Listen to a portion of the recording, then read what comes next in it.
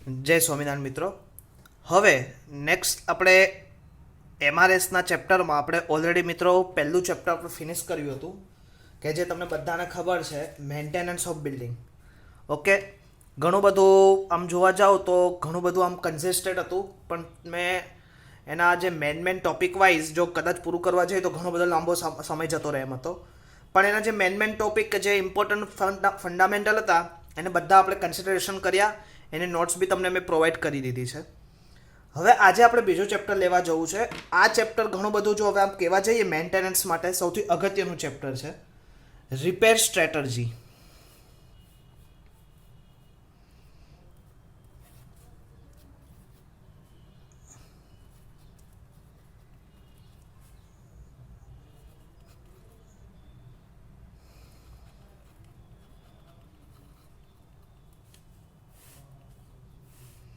Repair strategy. Okay, હવે repair સ્ટ્રેટર્જીની વાત કરીએ. રિપેર સ્ટ્રેટર્જી એટલે the main causes of failure. પહેલાં તો રિપેર સ્ટ્રેટર્જી ક્યારે થાય કે જ્યારે કોઈ વસ્તુ ફેલર થાય. હવે આપણે ફેલર નથી કરવાનું, પણ એટલીસ્ટ ફેલર કેવી રીતે થઈ તો એ આપણને ખબર હોવી જોઈએ, તો જઈને આપણે કંઈક એને રિપેર કરી શકીએ. ક્લિયર? તો આજે આપણે પહેલો ટોપિક લેવો છે, the main causes of distress in structure.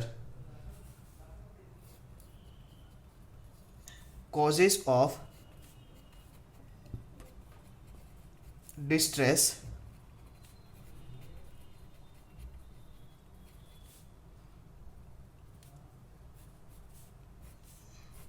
Causes of distress in structure. કયા કયા કારણો છે ડિસ્ટ્રેસ થવાના? ઓકે, તો એની વિશે આપણે ચર્ચા કરીએ. તો ટોટલ આમ જોવા જઈએ તો ટોટલી આમ 7 જેવા ક્લાસ થાય છે. તો આપણે એને ડિવાઈડ કરીએ જુદા જુદા પ્રકારમાં. તો સૌથી પહેલું અનપ્રિડિક્ટેબલ.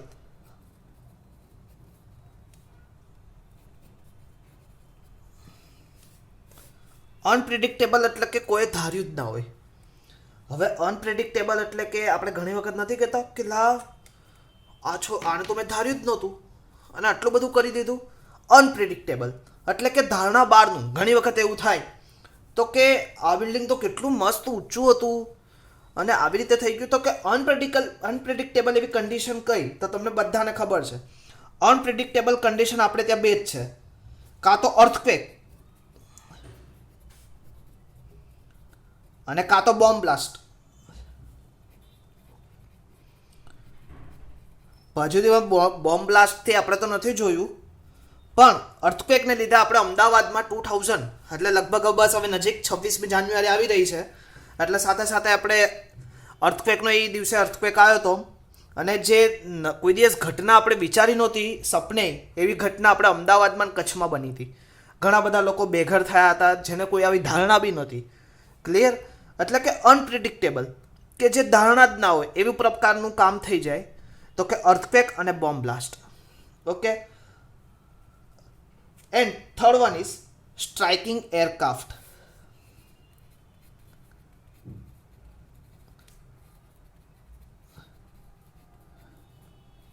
કે જે પાકિસ્તાનને સૌથી વધારે જોવા મળે. સ્ટ્રાઇકિંગ એરક્રાફ્ટ કે પાકિસ્તાને જોયું જ ના હોય, બીજા દિવસે રાત્રે અન્ય ગોળ સ્ટ્રાઇક થઈ ગયો હોય, એર સ્ટ્રાઇક. એટલે એ આપણી માટે નથી, પણ પાકિસ્તાન જેવા વિરોધી દેશો માટે સૌથી વધારે ઇમ્પોર્ટન્ટ છે કે સ્ટ્રાઇકિંગ ઓફ એરક્રાફ્ટ. એટલે મિત્રો અનપ્રિડિક્ટેબલ ડેમેજ સ્ટ્રક્ચર. આપણે કોઝિસ ઓફ ડિસ્ટ્રેસ ઇન સ્ટ્રક્ચરની વાત કરીએ. કયા કારણોથી બિલ્ડિંગ ડિસ્ટ્રેસ થયું, કયા કારણોથી બિલ્ડિંગમાં ડેમેજ આવ્યું, તો કે અર્થક્વેકને લીધે. અનપ્રિડિક્ટેબલ કે જે ધાર્યું નહોતું એની લીધે ફેલર થયું. તો અનપ્રિડિક્ટેબલમાં અર્થક્વેક, બોમ્બ બ્લાસ્ટ અને striking of aircraft, that is unpredictable. Okay, next બીજું આવશે.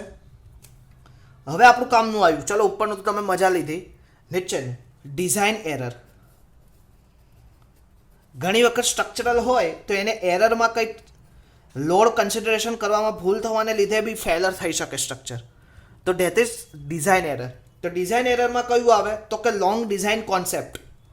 ફર્સ્ટ ઓફ ઓલ એને ખોટો કોઈ કોન્સેપ્ટ પસંદ કર્યો હોય, wrong design concept.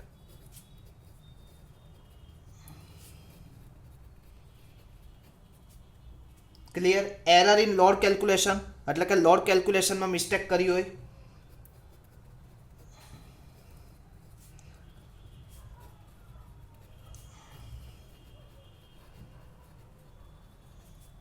Third one is load combination.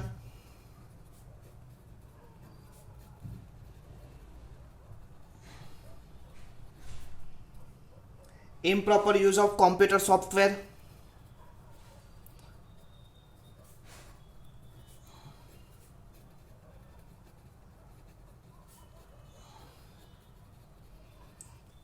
And design error in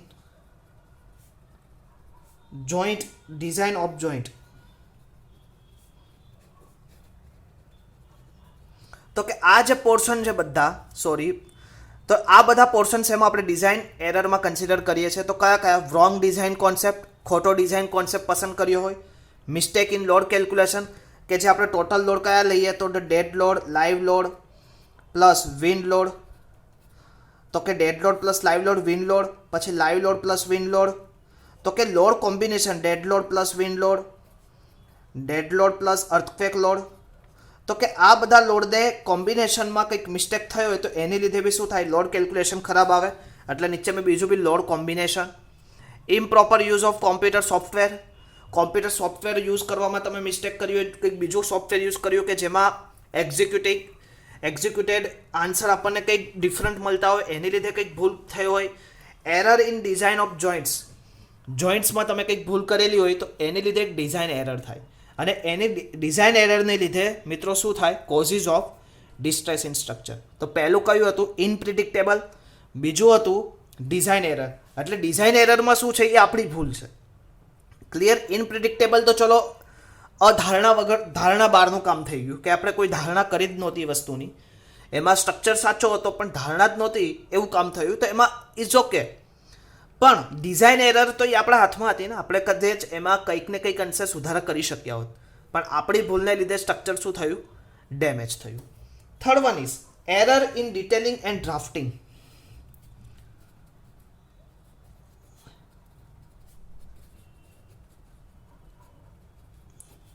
detailing and drafting. Error in detailing and drafting. હવે તમને બધાને ખબર છે, sometime design of various element of structure may be correct, but error in detailing and drafting may be. હવે ઘણી વખત શું થાય? જે ડિઝાઇન કરી હોય ને સ્ટ્રક્ચરે, એ ડિઝાઇન સાચી કરી હોય, પણ ડ્રાફ્ટમેન હોય, ઓટોકેડ ડ્રાફ્ટમેન, આ કદાચ તમે સાંભળ્યું હશે, ઓટોકેડ ડ્રાફ્ટર, એનો કોર્સ બી ચાલે. એટલે ડ્રાફ્ટ્સમેન શું કરે? આપણને ડ્રોઈંગ કરી દે કે ટોપમાં તમારે આટલા રાખવાના, બોટમમાં આટલા રાખવાના. આપણે DRCSમાં ડ્રોઈંગ કરીએ છીએ, એ ડ્રોઈંગનું એક્ઝિક્યુટિંગ ડ્રોઈંગ, એટલે કે કોઈકને આપવાનું ડ્રોઈંગ, એટલે કે જે લેઆઉટ ડ્રોઈંગ હોય એ ડ્રાફ્ટમેન કરે. હવે ઘણી વખત શું થાય? સ્ટ્રક્ચરલ ડિઝાઇનરે પોતાની ડિઝાઇન સાચી કરી હોય, એ પોતાની રીતે ખોટો ન, પણ ડ્રાફ્ટમેનની કંઈક ભૂલને લીધે error in detailing and drafting, એને લીધે શું થાય? સ્ટ્રક્ચર ડેમેજ થવાના પ્રોબ્લેમ થાય. Fourth one is material. હવે તમને બધાને ખબર છે, આપણે લોકો કેવા ઘણી વખત તમે જોયું હશે, ચોર બનવા જઈએ છીએ, એક કાને સારું કરવા જઈએ પણ એ જ કાન ખબર નથી કે પકડીને ભગવાન પાછો એ જ કાન પકડાવશે. પણ આપણે શું કરીએ છીએ કે ચોરી કરવાની એક ટેવ પડી છે ને, એની લીધે આપણે બીજું 10 કામ બગાડીએ છીએ. The main construction material I concrete, steel, bricks, wood, plastic use for poor quality of material may be affect the durability. આપણે poor quality of material use કરીએ, અથવા તો કંઈક અંશે ક્વોલિટીને સાચવવામાં આપણે ભૂલ કરીએ, માલ બચાવવાનો પ્રયત્ન કરીએ, સિમેન્ટ ઓછો વાપરવાનો પ્રયત્ન કરીએ, તો sometime high yielding strength steel is used, place the mild steel get more strength, but the risk of failure increase and brittleness of the. એટલે સ્ટીલમાં આપણે ઓછું બટકનું સ્ટીલ યુઝ કરીએ, તો આવી બધી કન્ડિશનને લીધે શું થાય? મટીરિયલને લીધે તમારું સ્ટ્રક્ચર બ્રેક થવાના ચાન્સીસ થાય. Okay. Fifth one,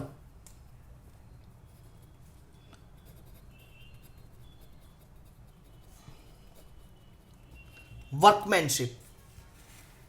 poor workmanship reduce durability of structure. Workmanship, material અને વર્કમેનશિપ આ બે શબ્દો તમે ઓલરેડી ક્યાંક ભણીને આવ્યા છો. તમારે મને કહેવાનું છે કમેન્ટ બોક્સમાં. ક્લિયર? આ મટીરિયલ અને વર્કમેનશિપ એક ડેફિનેશનમાં આવતું હતું. ક્લિયર? અને એ તમારે મને કહેવાનું છે ક્યાં આવતું હતું. ક્લિયર? આ બે શબ્દ તમે ઓલરેડી ભણીને આવ્યા છો મિત્રો. બિકોઝ હવે તો જો તમે 2 મહિના પછી મિત્રો ખાસ એક એન્જિનિયર થશો ડિપ્લોમા કેડરના, એટલે ખાસ મિત્રો પોતાના નોલેજને એક્ઝિક્યુટ કરો, પોતાના નોલેજને કઈ રીતે વધારો એ તમારે જોવાનું છે. અને આવો ટાઈમ તમને બીજી વખત નહીં મળે. બાકી તમે કોલેજ ટાઈમમાં હું કહું છું કે લેક્ચર વખતે તમારે લેક્ચરમાં ધ્યાન આપવું પડતું, બીજા નોલેજ શેરિંગમાં તમને ઓછું મળતું, પણ અત્યારે તમે ઘરે બેસીને આવી રીતે લેક્ચર પણ ભણી રહ્યા છો અને સાથે સાથે તમને પૂરેપૂરો ટાઈમ ટ્રાવેલિંગનો જે સમય હતો એ તમારી પાસે બચે છે, તો એને તમે એક્ઝિક્યુટ કરો સારા કામમાં. ક્લિયર? વર્કમેનશિપ. હવે વર્કમેનશિપ એટલે કે આપણે એક સુપરવાઇઝરને કામ આપેલું કે જ્યારે કામ થાય ત્યારે તમારે ત્યાં જોવાનું, તમારે એ કામ સારી રીતે થાય છે એનો રિપોર્ટ કરવાનો. પણ આપણે શું કરીએ છીએ કે થાય છે ને થવા દો, થાય છે ને થવા દો, એને લીધે શું થાય છે? કોઝિસ ઓફ ડેમેજ ક્રિએટ થાય. That is a want of workmanship. Proper વર્કમેનશિપમાં કામ ન થતું એટલે આ વસ્તુ થાય. ઓકે. 6 is inspection.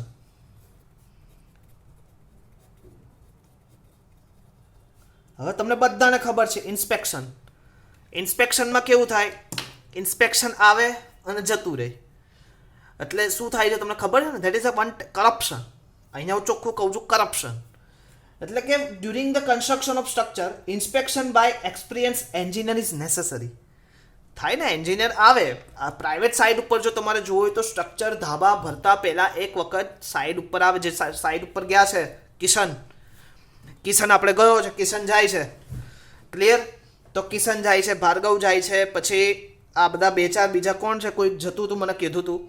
તો કે તમે લોકોએ જોયું હશે કે જ્યારે ધાબુ ભરવાનું હોય એના આગલા દિવસે આપણે સ્ટ્રક્ચરને જાણ કરીએ એટલે સ્ટ્રક્ચર શું આવે? ધાબુ ચેક કરવા આવે અને આપણને ક્વેરી કે ક્વેરી સોલ્વ થાય પછી જ ધાબુ ભરવાનું. બિકોઝ એની જવાબદારી છે, એટલી જવાબદારી પૂર્ણ કરવા અહીંયા આવે છે. પણ એ જ જગ્યાએ આપણે ગવર્મેન્ટની વાત કરીએ તો ગવર્મેન્ટમાં શું થાય? ધાબુ આવે, એન્જિનિયર પોતાની રીતે બધા જે ડિટેલિંગ પોઈન્ટ હોય આપણને કહે, પણ પછી કોણ સુધારે? અને એને લીધે શું થાય છે? ઇન્સ્પેક્શનને જો ઇન્સ્પેક્શનમાં તમે પ્રોપરલી ઇન્સ્પેક્શન ના કર્યું હોય તો એની લીધે કંઈક ત્રુટી રહી જાય, એરર લઈ જાય અને એની લીધે કોઝિસ ઓફ ડેમેજ થવાના ચાન્સીસ છે. હું આ જે શબ્દ બોલું છું ને, જે ગુજરાતી મીડિયમમાં પેપર લખવાના છે, ખાસ આ શબ્દને પકડે. હું કયા શબ્દ બોલું છું એટલે ખાસ મિત્રો હું જે વર્ડિંગ બોલું છું એની વર્ડિંગને ડીટ ટુ ડી પકડી રાખો. મેં ઇન્સ્પેક્શનમાં કયા વર્ડિંગ, તમારે પછીના ગવર્મેન્ટ નથી લખવાનું. ઇન્સ્પેક્શનમાં સ્ટ્રક્ચરલ એન્જિનિયરિંગ આવે, એનું ઇન્સ્પેક્શન કરે, એમાં જે ત્રુટી રહી ગયેલી હોય એને જણાવે, પણ આપણે લોકો એ ત્રુટીને સુધારવામાં અસફળ રહેવાને લીધે ડેમેજ થવાનું કારણ ઇન્સ્પેક્શન. ઓકે.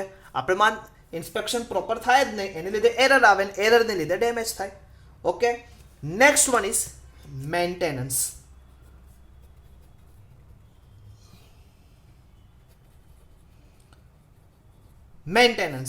મેન્ટેનન્સ મીન્સ કે આપણે લોકોએ ચલો બિલ્ડિંગ બનાવી દીધું 7 માળનું, G+7 તો અત્યારે ચાલુ થયા છે, તો 7 માળનું બિલ્ડિંગ બનાવી દીધું, પછી 25 વર્ષ લગે આપણે એની સામે જોવાનું જ નહીં, જેને જે થવું થાય.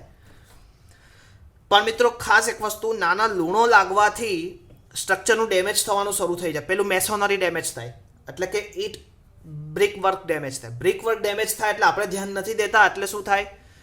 કોન્ક્રીટ એલિમેન્ટ, બીમ એલિમેન્ટ કા સ્લેબ એલિમેન્ટ ડેમેજ થાય, તો બી આપણે ધ્યાન નથી દેતા, તો છેલ્લે કોલમ એલિમેન્ટ ડેમેજ થાય. એટલે મિત્રો જો પહેલેથી આપણે મેન્ટેન કરીએ, આપણે કેમ ઘરની સાર સંભાળ રાખીએ, દર વર્ષે 2 વખત આપણે ધૂમ ખેરીએ, તો એવી રીતે આપણું મોટું આપણું ઘર હોય, આખું એક સ્ટ્રક્ચરલ હોય, તો સ્ટ્રક્ચરને આપણે મેન્ટેન ના કરવું પડે? યસ યા નો? ઘરને જોવું તો પડે ને કે એમાં લૂણો નથી લાગ્યો, બધું સારું એવું. લૂણો લાગ્યો તો લૂણોને ખેરીને પછી નવેસરથી વ્હાઇટ સિમેન્ટથી આપણે એને પૂરી દઈએ. એટલે મેન્ટેનન્સમાં આપણે વર્કમેનશિપની વાત કરીને કે વર્કમેનશિપ આપણે થોડા કાચી છીએ. ક્લિયર? એટલે કે poor maintenance reduce the structural capacity of structure and May cause failure of the structure. Okay. તો આ જે મેઇન કારણો હતા આપણે અત્યારે કન્સિડરેશન જોયા, તમે જોઈ શકો છો, હું એકસાથે કરું છું. તો પહેલું કયું હતું? અનપ્રિડિક્ટેબલ. બીજું ડિઝાઇન એરર. ત્રીજું error in detailing of drafting, material and workmanship, inspection and maintenance. Okay. તમને પૂછે જીટીયુમાં પૂછાયેલો ક્વેશ્ચન છે એટલે હું થોડુંક તમને ડિટેલમાં આમ દેખાડી શકું. Causes of distress in structure. Causes of distress in structure તમારો એક ટોપિક આજે અહીંયા થઈ ગયો. ઓકે, કોઝિસ ઓફ ડિસ્ટ્રેસ, કયા કારણથી ડિસ્ટ્રેસ થાય, કયા કારણથી ડેમેજ થાય એની વિશે આપણે વાત કરી. ઓકે, તો કે અનપ્રિડિક્ટેબલ, ડિઝાઇન એરરને લીધે, એરર ડિટેલિંગ એન્ડ ડ્રાફ્ટિંગ, મટીરિયલને લીધે, ઇનપ્રોપર વર્કમેનશીપને લીધે, ઇન્સ્પેક્શનમાં ખામીને લીધે અને મેન્ટેનન્સમાં. ઓકે, તો આની લીધે ડિસ્ટ્રેસ થવાના ચાન્સીસ છે. ઓકે, તો હવે આપણે નેક્સ્ટ ટોપિક લઈએ, ડિસ્ટ્રેસ ઇન કોન્ક્રીટ. આપણે મોસ્ટ પ્રોબેબલી કોન્ક્રીટ ઉપર જ જોવાનું છે. બાકી ડિસ્ટ્રેસ જો વુડમાં બી થાય, ડિસ્ટ્રેસ તમે જોવા જાઓ તો ઘરના પ્લમ્બિંગમાં બી થાય, ડિસ્ટ્રેસ આપણે આગળનું ચેપ્ટર જે લીધું વોટર ટેન્કમાં બી થાય. એટલે આપણે બધા વિશે ડિટેલમાં નથી જવાનું, એટલે કે એટલું ડીપમાં નથી જવાનું. આપણે મિત્રો ખાલી ડિસ્ટ્રેસ ઇન કોન્ક્રીટને એના સ્પેસિફાઈ ક્રાઇટેરિયાને આપણે ભણવાના છે. બાકી તો બહુ મોટો સબ્જેક્ટ થઈ જાય, વાસ્ટ સબ્જેક્ટ. યાદ રાખજો, repair technology, repair rehabilitation, retrofitting structure topic is very vast topic and currently is a topmost level ઉપર સૌથી વધારે usable this topic in structural engineering. Create that. તો first of all next topic is distress in concrete. First of all which is distress, એના વિશે આપણે ચર્ચા કરીએ. તો હવે આગળનો ટોપિક આપણે લઈએ distress in concrete. Distress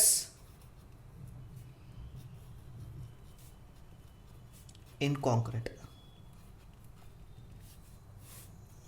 explain distress in concrete. First of all distress means શું થાય? ડિસ્ટ્રેસ એટલે હમણાં જ આપણે વાત કરીએ એટલે ડેમેજ. ઓકે, હવે બિલ્ડિંગમાં ડેમેજ ક્યારે થાય? ઓકે, આપણે બિલ્ડિંગમાં ડેમેજ ક્યારે થાય?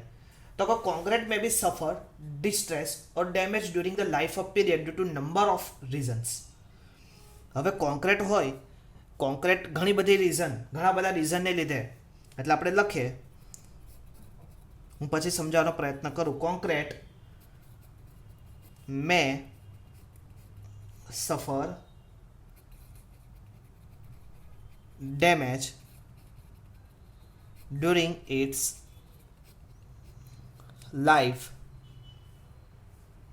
of period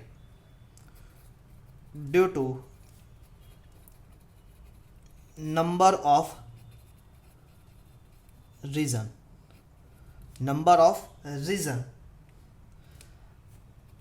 Concrete may be suffer damage, એટલે કે કોન્ક્રીટ પોતે ડેમેજ થાય ડ્યુરિંગ ઇટ્સ લાઈફ, એટલે કે પોતાનું જે લાઈફ ટકી કર્યું લાઈફમાં એ ડેમેજ થાય. તો કે period of due to number of reason, ઘણા બધા રીઝન હોઈ શકે. નંબર ઓફ રીઝન, કોન્ક્રીટને ડેમેજ થવાના નંબર ઓફ રીઝન છે. પણ આગળ શું કહે છે? Because the varying condition under which produce various location the quality of concrete suffer occasionally either during production or during service condition resulting in distress. એટલે કે હવે ડિસ્ટ્રેસ કેમ થયું? તો ડિસ્ટ્રેસ થવાનું મેઇન ડ્યુરિંગ પ્રોડક્શન, કે તમે જ્યારે ડ્યુરિંગ કન્સ્ટ્રક્શન થતી વખતે ત્યારે તમે કન્સિડરેશન નથી કર્યું, ત્યારે એક તો એક વે પસંદ કરો, કાં તો બીજો વે પસંદ એવી રીતે કરો during service condition.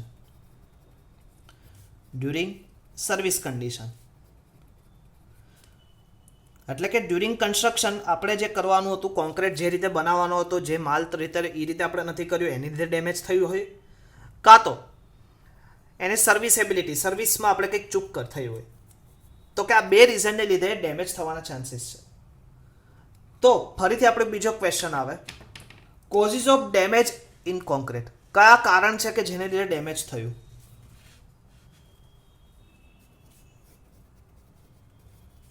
causes of damage in concrete. Causes of damage in concrete. So first of all, structural causes.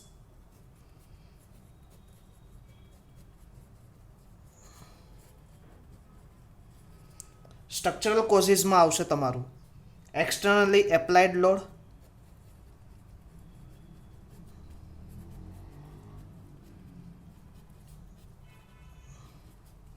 Second આવશે એન્વાયરમેન્ટલ લોડ,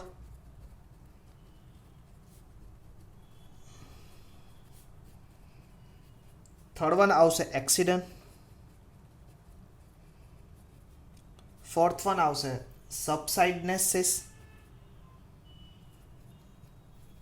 બીજા ઘણા બધા સ્ટ્રક્ચરલ કોઝિસ. ઓકે, સેકન્ડ આવશે error in design and detailing,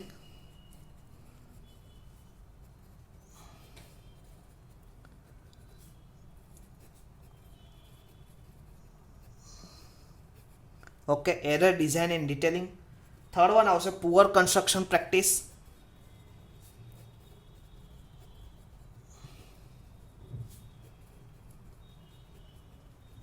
સાથે સાથે લખતા જજો poor construction practice. Fourth one construction overload,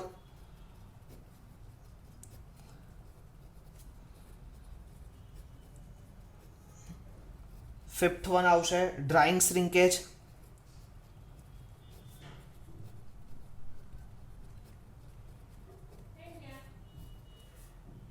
thermal stress,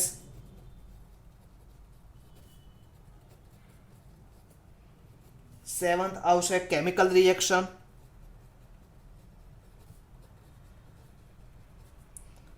at one આવશે વેધરિંગ, 9 વન હશે corrosion.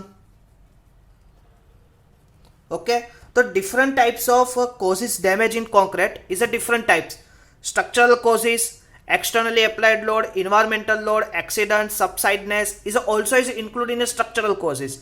Second is error in design and detailing, poor construction practice, construction overload, drying shrinkage, thermal stress, chemical reaction, and weathering and corrosion.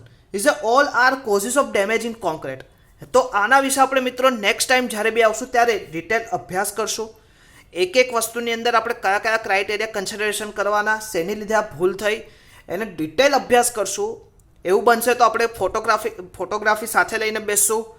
જે રીતે આપણે પ્લાસ્ટરમાં જોયું તો એવી રીતે આપણે ફોટોગ્રામેટિકલ હું તમને બતાવવાનો પ્રયત્ન કરીશ. તો નેક્સ્ટ લેક્ચરમાં આપણે ફરીથી આવીએ. ત્યાં સુધી મિત્રો જય સ્વામિનારાયણ.